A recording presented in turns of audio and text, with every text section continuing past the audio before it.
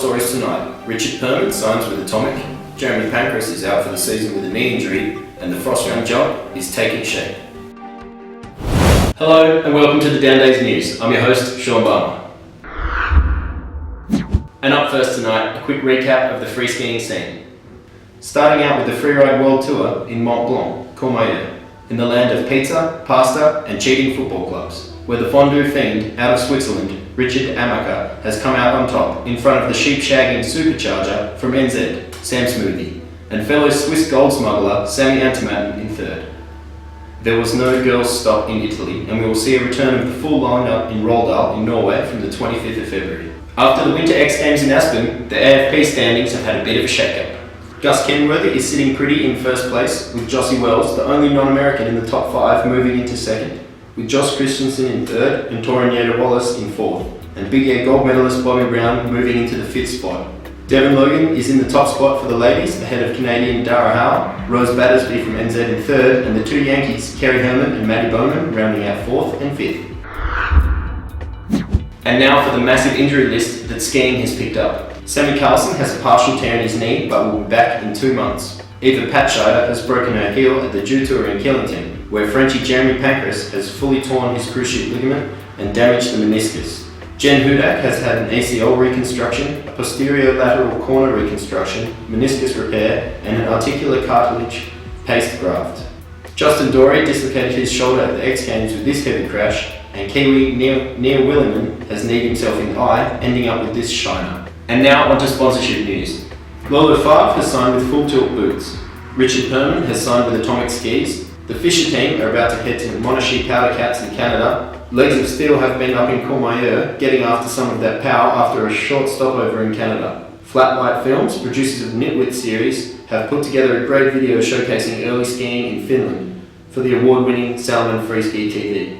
Yoon Olsen has released a new line of outerwear with Colmar, and we caught up with him at ISPO for a chat about the new line and the future of his events. I think it's cool because I can, Colmar is having both sides of the sport where you have racing and freestyle. Myself being right in that position, I think it's valuable, the information that I can give Colmar of seeing the sport, from two different sides. And it's been super cool to develop the whole collection and really be a part of everything. We're doing JY as usual again. I just heard the X Games did not produce a jump big enough for triples, so obviously we are going to do that in Nora. And it's going to be a huge jump, a big show, and of course a lot of party. And do you think we'll ever see Joss again? If everything goes according to my plan, I'm going to try to bring that back next year. Because I miss it. That's the funnest part of, events, freestyle events, I think. So, a lot of work for me to build 5 features, but, I think in the end it's worth it. And now for what's coming up in the skiing world. The Meyerhofen Freeski Open, powered by Nordica Freeskiers, will be on this weekend. The Frostgun Invitational preparation is well underway, with heavy hitters like Henrik Harlau heading over. It should be the big air of the season and have one of the best parties to boot. The gateway to the Euro X, the SFR Tour, is about to have its first pipe event in team on the 13th of February. The Finnish Open will be on the 17th and 18th in Sape, and the SFR Big Air is on in Alpe d'Huez on the 21st and 22nd. And now for the weather. Brought to you by Adidas Eyewear. With the pressure staying well above 1000 hectopascals and until at least the 17th of February, we will see high clouds that produce a consistent but small amount of snow, with the freezing level staying super low throughout this time, with stronger falls commencing on the 17th.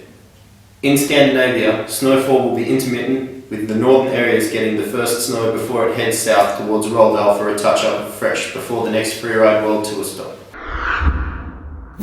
So here today, we have the new puzzle ski from Elans. This one is of interest because Elans have bought the patent from Battalion Snowboards, allowing to implement the triple base technology into the skis. The way this design works is by making the base of the ski on 3 different angles at the tip and tail of the ski. The purpose of this is to minimise your chances of catching an edge while landing a spinning trick, reducing the chance of injury and making you look better in front of the ladies. The ski comes in a 181, 176, 171, 166 and 156. This is the weapon of choice for guys like Klaus Finn, Sig Tveit, Sjur Sachin and Chris Lager. As the Winter Olympiad in Sochi approaches, Russia are investing heavily in the tourism that is exporting itself every year to Austria and Switzerland.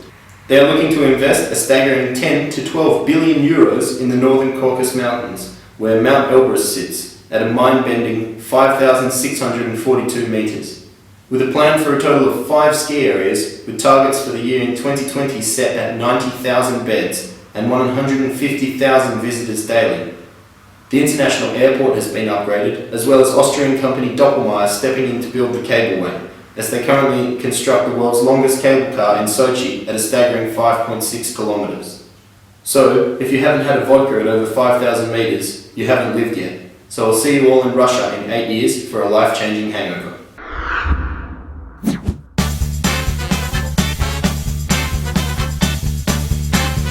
Alright, hey guys, welcome to Barmer's Late Night. We're here up on the Weissee Glacier. We're here with me today, Neil Williman, all the way from New Zealand, and we're going to have a chat to him about what it was like going through the Freeride World Tour qualifying and then getting onto the World Tour. So when did you start following the quali tour, Neil? I suppose the first competition I did that was related to it was about 2008, 2009. New Zealand Open. I'm not sure if the first time I did it was part of the qualification series. It's become that since and was one of the results that I used to qualify for the World Tour this year. Yeah, and what was the process of following the qualifying World Tour? Do you sort of have to get yourself to where all the events are and stuff like that? Yeah, definitely.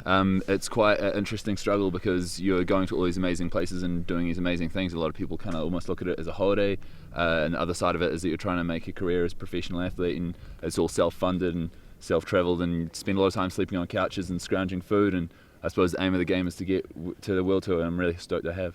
Yeah, and what's the big difference from being one of the qualifying guys living on couches to taking it to the next step, being on the World Tour? Do you notice a bit of different feedback from sponsors and stuff like that? Yeah, it's huge. I mean, being on the World Tour, when you go to a resort, you get a hotel, you stay there for free. For example, this team shoot we just had here, we've been in a hotel, got free food.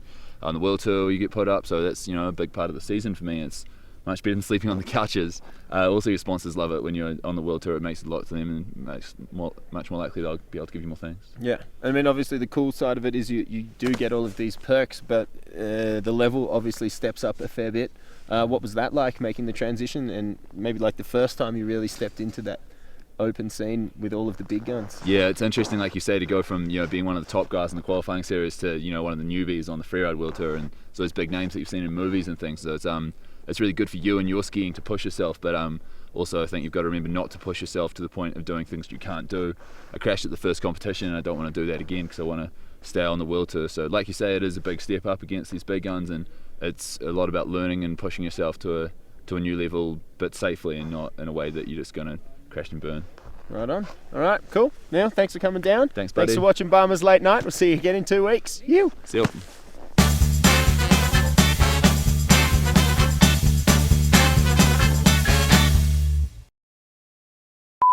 Whoa, got that wrong. Read what you wrote, John.